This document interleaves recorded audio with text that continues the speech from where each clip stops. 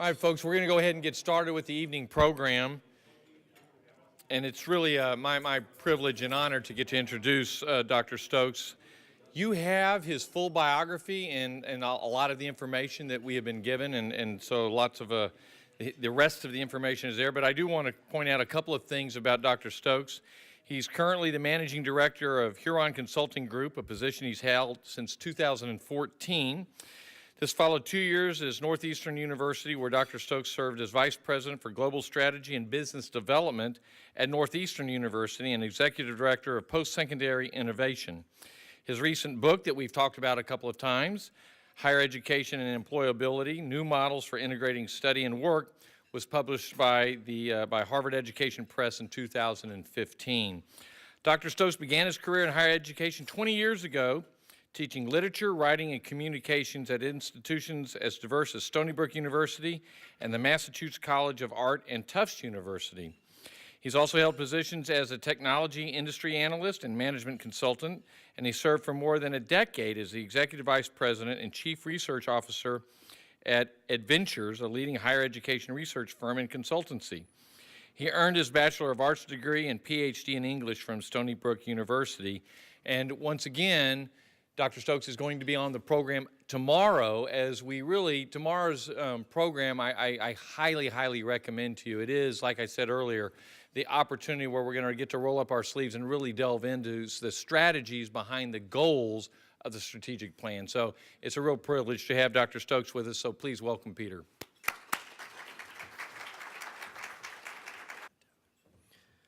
Well, thank you very much, everyone, and good evening. I hope you've been enjoying your dinners. Bobby's very gracious introduction, I think, makes clear that I had no idea what I was planning to do when I was a college student. And I think that's part of the story of why employability is an issue for us to think about this evening. But before I start, I think my wife would not forgive me if I didn't mention that she was born in San Antonio. And so, while I unfortunately have no Texas bona fides, I did marry a Texan, and so hopefully that counts for something. So I want to talk a little bit about employability, and I think it's fair to say at the very outset of the conversation here, why? The unemployment rate in the United States is 5%. In the state of Texas, it's 4.2%. Why are we concerned about employability? Well, the reality is we still have some challenges for recent college graduates. They may be getting jobs, but they may not be precisely the jobs that they want. They may be struggling with underemployment. There's also a perception that there's a skills gap, and I want to talk a little bit about that. But what I really want to do is focus my discussion this evening on three questions. Why is employability a challenge at this moment? And what should institutions and employers do to respond? And then finally, what role can partnerships play in the context of that response? And I think the notion of collaboration between employers and institutions and between institutions and employers in the service of students is fundamentally what's needed in order for us to tackle this problem in a meaningful way. So why is it a challenge?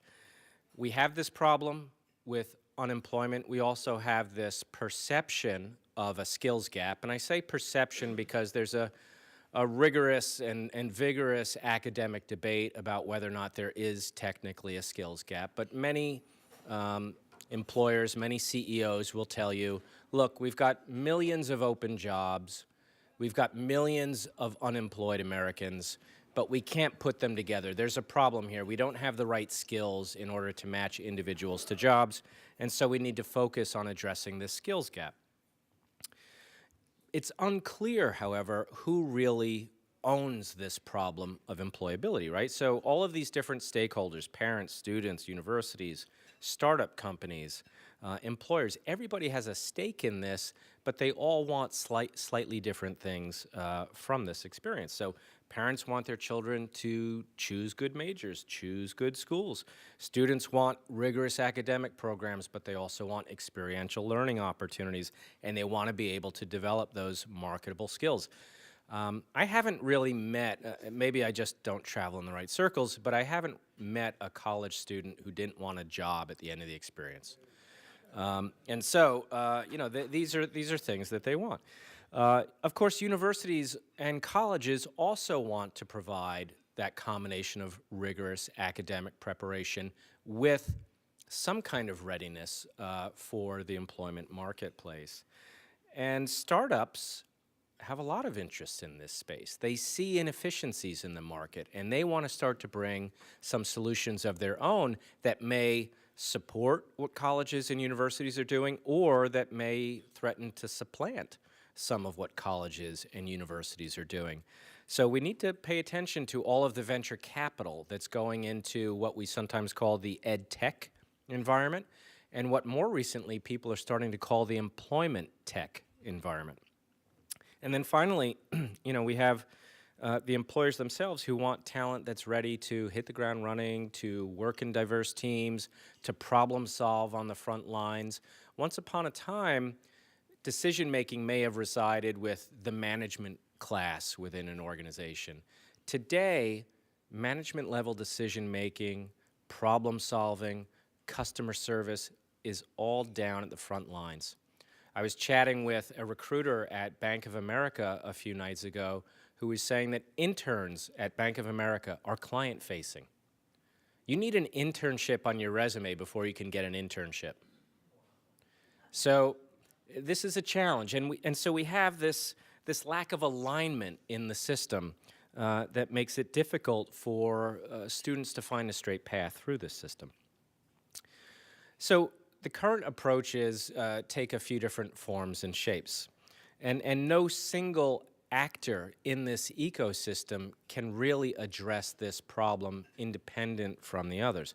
So, you know, I think that some institutions think of when students graduate, it's kind of like you put a parachute on their back, you stick them in that cannon, and if you're feeling generous, you give them a knife and a compass, and you just sort of shoot them out into the labor market. And then the students sort of hack their way through the jungle and find their way toward a career. At the same time, you have growing numbers of employers that are getting genuinely frustrated with the talent development pipeline, fairly or unfairly, and we can certainly debate that. But they're getting frustrated enough where organizations like the U.S. Chamber of Commerce are putting out reports called Managing the Talent Pipeline, arguing that we need a demand-driven supply chain for talent, and employers are going to be the ones that architect that supply chain. And universities are going to have to just either get in line or get out of the way. And increasingly, they're turning to alternative education providers for the talent that they need. Now, at the same time, you have this interesting new class of organizations, networking, social platforms, that are creating other kinds of value and other kinds of linkages that are helping students cycle through the employment marketplace, create mentoring relationships, discover job opportunities, figuring out what skills they need in order to get the jobs that they're seeking. And LinkedIn is certainly one of the most highly visible examples of this. But this diversity of approaches needs to be coordinated in some fashion, and today we don't really see that coordination, although we may be on the cusp of it. And I think, you know, conversations like tonight suggest that.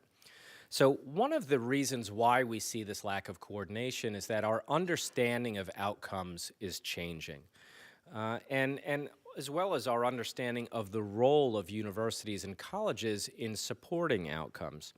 So once upon a time, we might have thought of outcomes as, okay, you know, did you have a good educational experience? Did you have a good academic outcome? But now it's about more than that. It's about the career outcomes of individual students.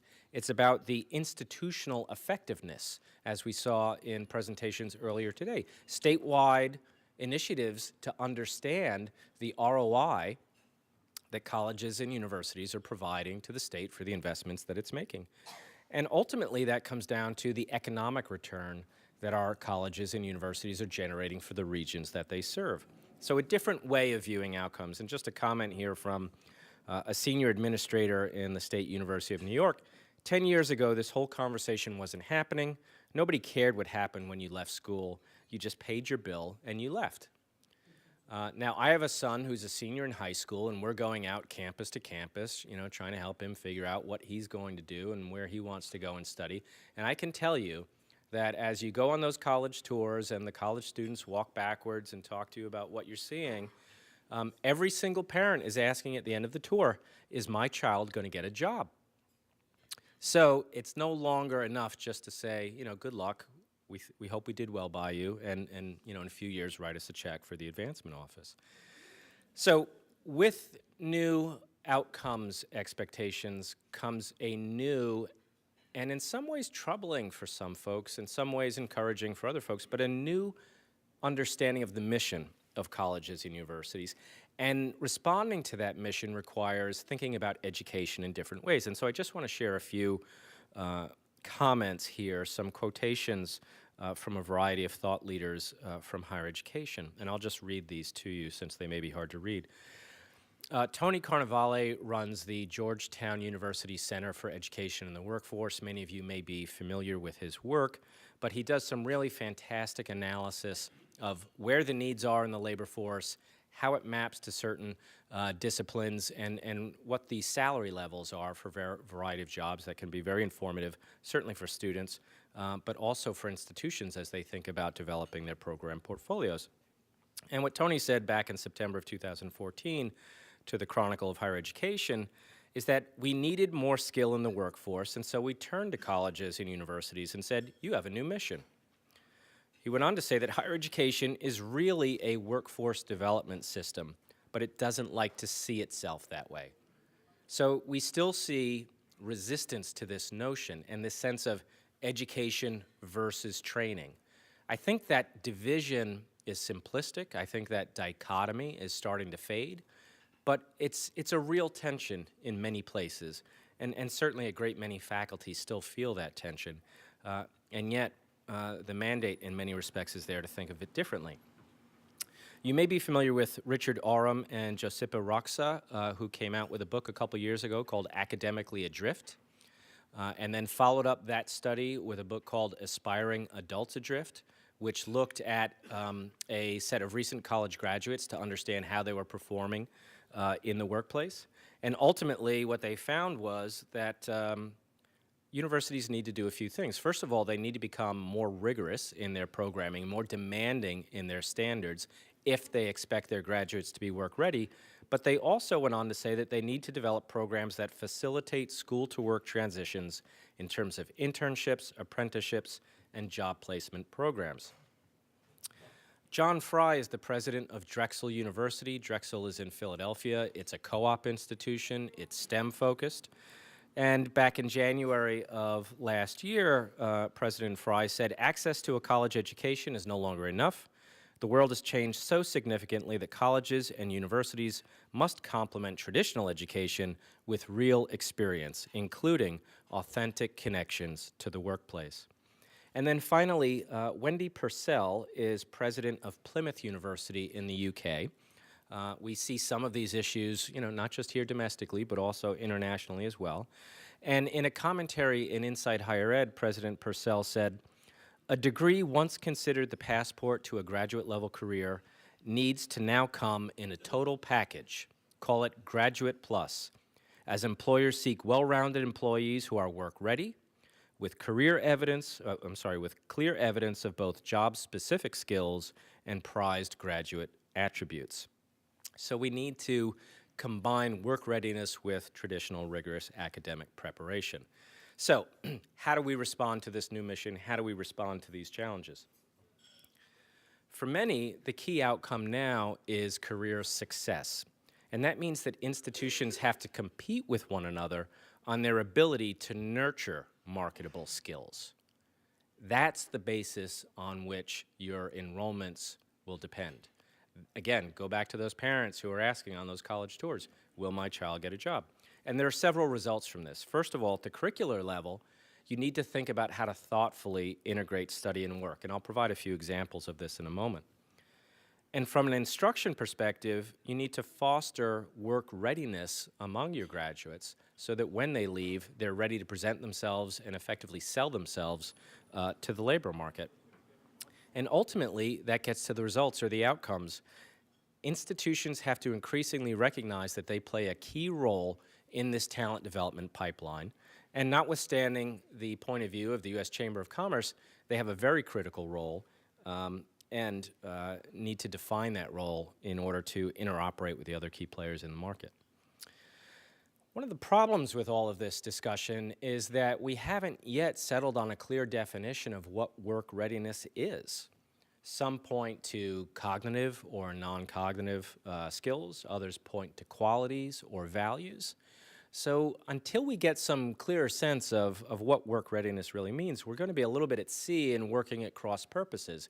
And when we think about all of the industries out there, when we think about all of the disciplines out there, the fact that many colleges and universities have as many as 2,000 different courses, well, that's a lot of potential competencies to assess and a lot of different things to prepare for. It's complicated stuff. But the thing that we should be focusing on are those abilities that can be tested in, again, what President Fry referred to as those authentic professional contexts, so that students can reflect on them. And this is a really important part. We've had internships for a long, long time. But have we asked our students to reflect on the relationship between those internships and the curriculum that they're studying? Have they taken what they've learned in the classroom and applied it in the workplace? Have they really tried to understand what's working and what isn't working? And then are they coming back into the classroom and sharing those experiences with their classmates so that everyone's learning something in the process? So fostering work readiness is very much a shared responsibility. And integrating study and work really requires an ecosystem-wide collaboration and alignment. So there's certainly obligations for institutions with respect to the design of curriculum or the provision of career services. But employers have a role as well. They need to support experiential learning. They need to define job needs very clearly. I was just chatting with someone earlier during the reception who was saying, well, you know, I go to some of the local business leaders and I ask them what they want, and they can't really tell me except that they just want smart people. So, you know, we need to get a little bit more specific if we're going to have strong alignment. And of course, government can play a powerful role, and we see that in organizations like this in terms of defining success measures, providing incentives, providing funding. And then we also see the commercial sector, the for-profit sector, companies that are delivering a whole wide variety of services, again, that may supplement what schools are doing or in some cases may replace them. And of course, a certain degree of the responsibility falls to the students as well to select a field of study that not only maps to their interests, but also maps to the needs of the economies that they hope to grow and prosper in. And they need to build a portfolio of work that's able to demonstrate that they've mastered those skills. But not everyone agrees on what sharing responsibility means. And so this is a graphic from that U.S. Chamber of Commerce report that I mentioned.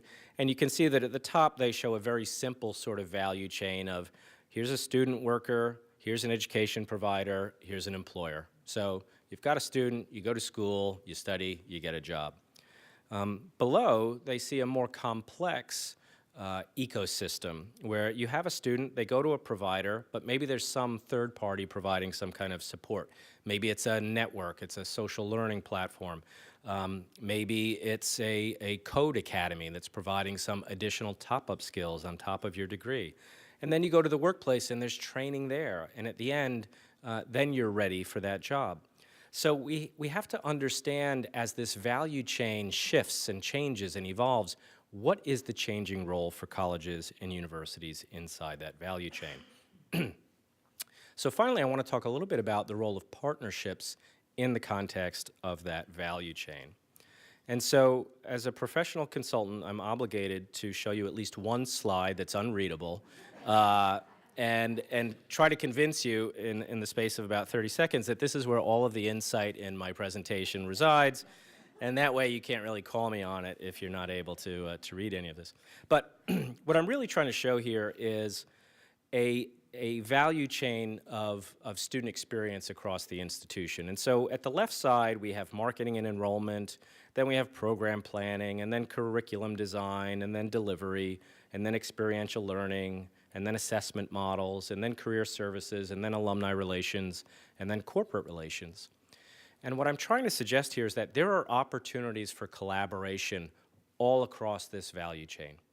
So when we think about collaboration between these stakeholders in the ecosystem, between institutions and faculty, and between employers and executives, there are many, many, many places where you can partner. And I just want to highlight a few of these. So first, if we think about curriculum design, how do you decide what programs to bring to market? Just one simple example is go out and do primary research and understand what the jobs are in the region that you're serving, and what the skills are that those jobs require, and ensure that your portfolio of programs maps as nearly as possible to those skills. If we think about experiential learning, getting students out into those authentic connections to the workplace, whether it's an internship or a co-op or an apprenticeship, or doing a challenge project for a real-world stakeholder outside of campus, or a case-based study in the context of a course. We need to provide opportunities for students to do something that's high stakes for an external stakeholder that will provide real feedback and help them understand how well they've applied their learning in the workplace. Or, if we think about alumni relations, how can we leverage our alumni not just as individuals who provide gifts to the institution and help sustain its mission with financial resources, but also give back in a deep way through mentoring, by coming in with their own experience to inform the design of curriculum, to offer perspective on which aspects of their own educational experiences provided the greatest impact and made them feel the most and the least ready for the workplace when they left school. So a wide variety of ways in which you can leverage your alumni network. And of course, your alums ultimately do become the recruiters that you're hoping to serve as well. And there are many, many other examples here, but I don't want to dwell on these too much because, again, I want you to be mystified by this a little bit. But at the same time, we do see a great deal of venture capital to the tune of billions of dollars over the last 2 years, fueling innovation. And what I'm showing you here is, again, that same value chain.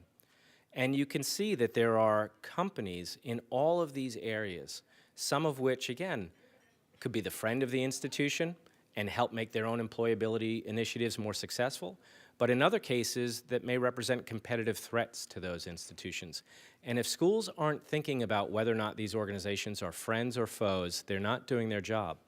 And if they're not paying attention to the innovation that they see in this segment of the market, where again, deep financial resources are going to spur innovation, then they're missing opportunities to learn and potentially, whether through partnership or not, adapt those capabilities inside their own organizations. And so if we just look at the career services vertical, companies like College Feed, After College, Career Sushi, eVisors, DoStang, et cetera, et cetera, et cetera, all creating different vehicles for students to do that matching of their skills to jobs on their own without the help of the Career Services Office. You have organizations like Work America, which are linking students directly to jobs, even before they get in school. Starting with the idea of let's recruit talent, and now let's find the institution that can skill that talent and then get them ready for that job. So some very, very interesting activity there on the commercial side of the market. So I just wanted to highlight a couple of examples of collaborations that are fostering marketable skills. And so, for example, Northeastern University collaborates with a data company called Burning Glass. Burning Glass captures real-time labor market data. It looks at job ads. And it does this with what we call scraping tools, web scraping tools, algorithms that go out on the web and look at all of the posted job ads. And they've got a database of hundreds of millions of jobs. So they can tell any university in this room or represented in this room what the jobs are in the specific regions that those institutions serve, and you can draw on that data to look at keywords in the job ads and match those to the keywords in your own promotional materials for your curriculum, and better understand whether or not you're selling your degree programs in ways that match the way job opportunities are sold to prospective employees.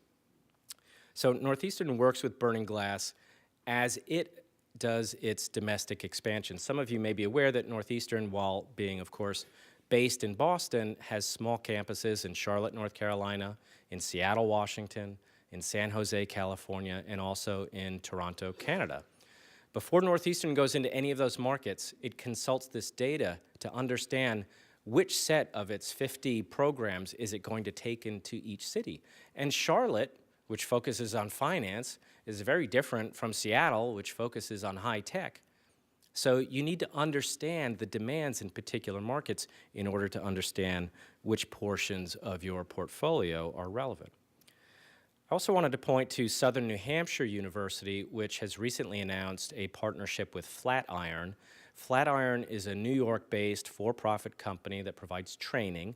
It's what we could consider a code academy. It offers short-form programs in learning computer languages, and you can very quickly, over the space of 2 or 3 months, get enough training in computer language to then go off and get a 6-figure job.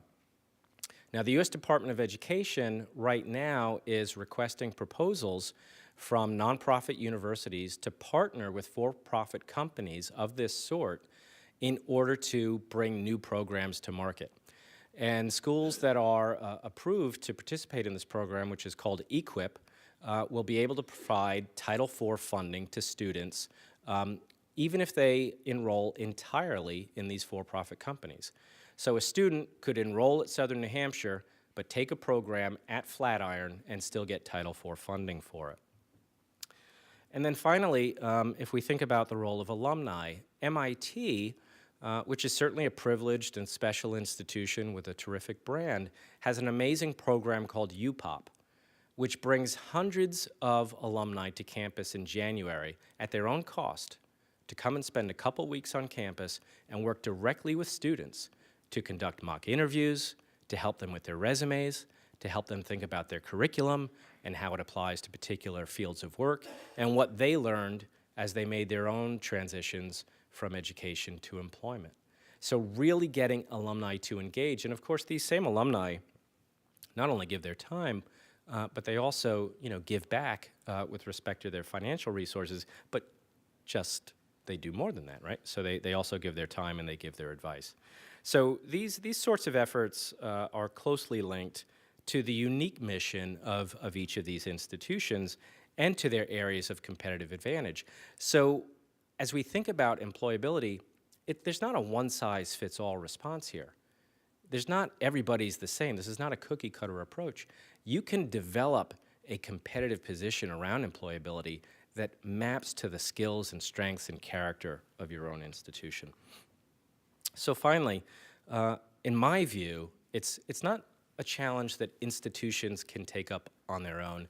It's not a challenge that employers can take up on their own. It's not a challenge that LinkedIn can take up on its own, although believe me, it's trying to. LinkedIn spent $1.5 billion purchasing a training company called lynda.com. LinkedIn has 360 million people looking for jobs on its website. It's taking what it knows about all of the folks on LinkedIn and it's saying, I know that you want a job in X. Did you know that to get a job in X, you need the following skills? By the way, lynda.com can give you those skills. So LinkedIn has the potential to be a different alternative kind of education provider. But again, my view is that organization by itself cannot address this problem. And in my view, collaboration is the best way to harness the power of the entire ecosystem. So here are some of the things that I think we should focus on as we think about these employability opportunities. We need to collaborate in defining what work readiness really is. And again, that's a large and complex task because there are many industries, many disciplines. We also need to identify the unique contributions that diverse stakeholders can make, and we need to align the resources and the goals of those different stakeholders.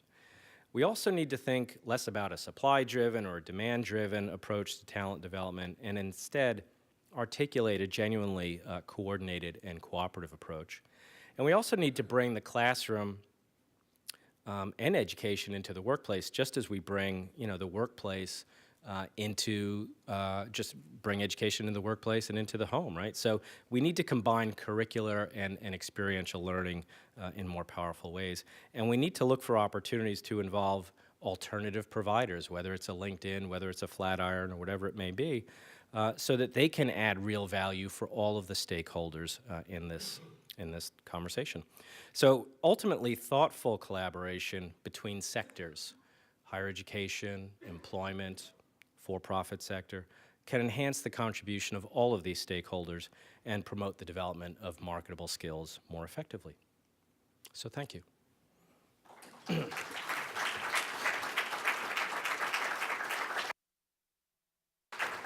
If there are any questions, I'd be happy to try to respond. I can't guarantee that I'll be able to, but I'll give it a shot.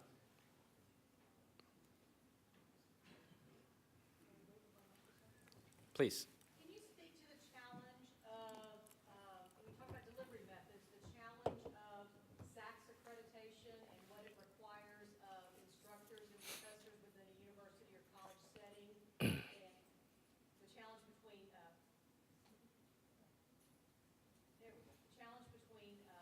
SACS accreditation for instructors and what you're talking about in some of these delivery methods, which are very experiential, and we didn't really talk about instructors in your supply chain. You talked about delivery methods, but you didn't talk about professors and our faculty. Can you? Well, I certainly see faculty owning the curriculum design process and owning ultimately the delivery of educational programs. Now, I have some very good friends in the accreditation field, and I love them. But, there are many people who think that accreditation, while performing some very relevant and valuable services, is a real brake on innovation. And the EQIP program that I mentioned that the department is promoting right now is also somewhat covertly, but not very covertly, trying to invite some innovation in the quality assurance area.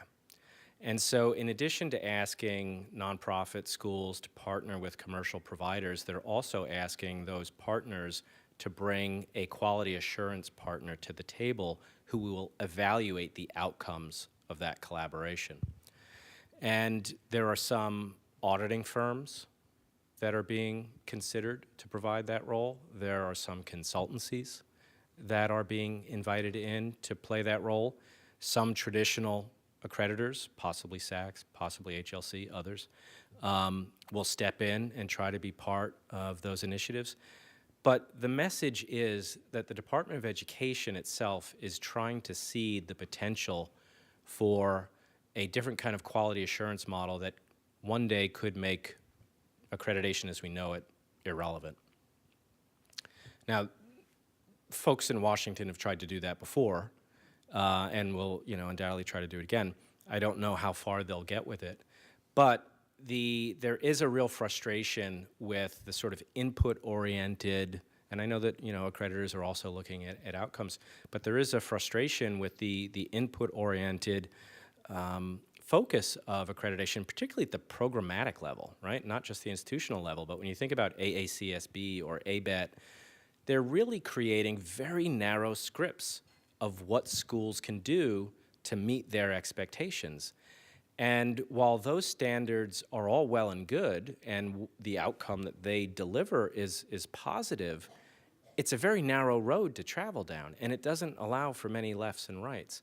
And so this is the kind of innovation that right now this EQIP program is designed to produce. And again, it's in part bringing these sectors together, but also bringing some new quality assurance models to the table as well. So I think we're going to see more of that. And I think that the question that you're asking is going to have a different answer 3 years from now, or 7 years from now, or 15 years from now than it might be today. But you're right. faculty and university administrations are caught in a difficult place. They're being asked to innovate at the same time as they're being held to standards that require them to be fundamentally just alike, and that's difficult. Yes. Okay, a couple of questions. One of them is just to throw something out there, whether you believe that there's a generational gap involved in the resistance to taking this approach. And the other one, my other question is, by the way, I am a baby boomer. I was born the last month of the baby boomer generation, so just so you'll know. But anytime I say this, some people think that I'm saying that people like us don't get it, right? But we don't get it sometimes. And we like, we're more stuck on compliance rather than excellence, those kind of things. That's big, compliance, and instead of like, no, what did we succeed or not? Right? But that other second question is really more about, as a board trustee, and earlier I kind of brought up this question as to not being in this field, not being a professional in higher education, coming from a different field and even from business, people with business background, we often wait to see what the history, culture, all those kind of things. And by the way, I'm new board member, so I'm learning, and it's important that I listen and I learn all that. But do you foresee, or do you see a problem there in terms of the culture, in terms of the history, in terms of the people who are running the university, colleges, that may be creating a resistance? I don't know, just throw it out there. Well, I don't want to throw a whole generation under the bus. And I'm a baby boomer myself. I was born in '63. I think that I would actually say it's not so much generational as it is values-based. And there's a historicity to values, right? So, I mean, if you graduated in 1965 and you went to build a career in academia, there were certain values, certain images that you had in your mind about what that career was and what motivated it and what the rewards were and so on.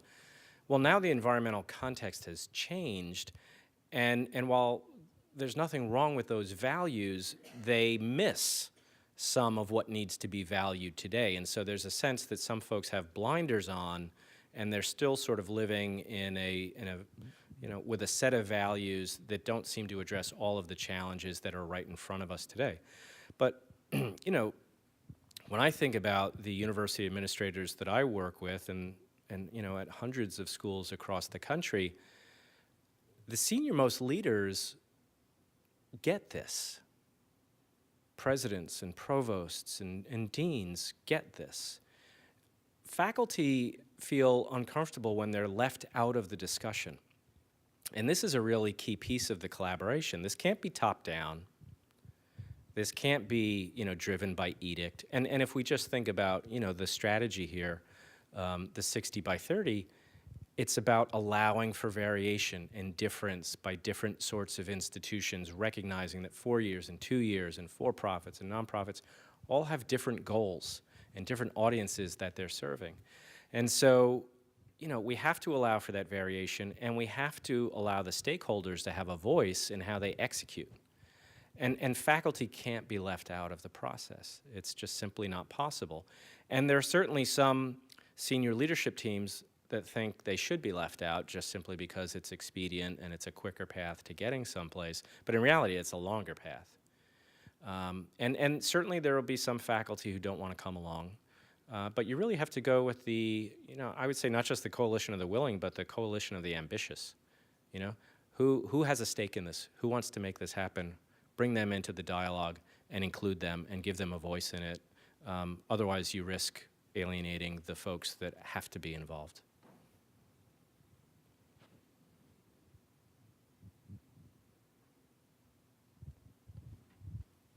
Yes. Yeah, I'd like to have a little input on that last idea.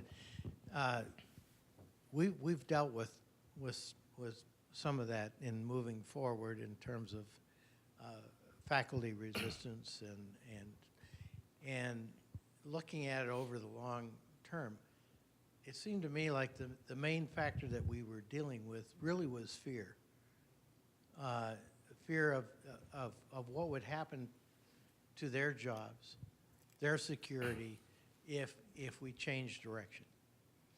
And I think what has helped move that progress along is showing that there are opportunities rather than fear in this. There are opportunities for example, in the area of textbooks and things like that. There are opportunities for faculty to develop online textbooks and online things. There are opportunities for faculty to address issues of job opportunities, and actually more opportunities for them to flourish than there are opportunities for them to be eliminated. But I do think that fear runs a lot of this. I would agree, and I think that, again, it's fear that their values are being overlooked. And I think to the extent that we can make clearer how those values remain an integral part of what it is we're trying to accomplish, just with some new tricks, then I think we can be more successful. And again, I think we see many faculty who are early adopters, who love to explore and experiment. And you saw this with MOOC mania, 3 years ago, where some faculty couldn't wait to get out there and throw that course up there that was going to have tens of thousands of enrollments. I mean, faculty like being flattered, and who doesn't? But when you can get tens of thousands of people listening to you, I mean, that feels pretty good. But I think that we have to pay attention to and be sensitive to these values, and fundamentally, these goals are not at odds. The way to be ready for work is to have a well-rounded education, but to go into that education with a recognition of what it is you want to accomplish at the end of it, and to ensure that those things are articulated so that as you pass through your education, you're building skills that get you closer to your goal. And of course, we have to allow for the fact that industries come and go, companies come and go, so it's not about turning over the keys to your curriculum to the biggest employer in your region, because the things they ask you to do today, they're going to ask you to do something different 3 years from now. So universities do own, and faculty do own, the responsibility for ensuring that they're building products that last and that they develop skills that foster adaptability. Because, again, as I mentioned with my own crooked career path, we've all had to adapt. We've all taken turns left and right. And somewhere along the way, we learned how to do that with a certain degree of courage. And that's what we really need to foster. So it's not narrow skills with one path and only one end, but it's really about creating the capacities for adaptability. And that draws on both the traditional rigorous academic instruction, but also this awareness of career preparation. Any other questions? Well, thank you very much. It's been a pleasure. Thanks.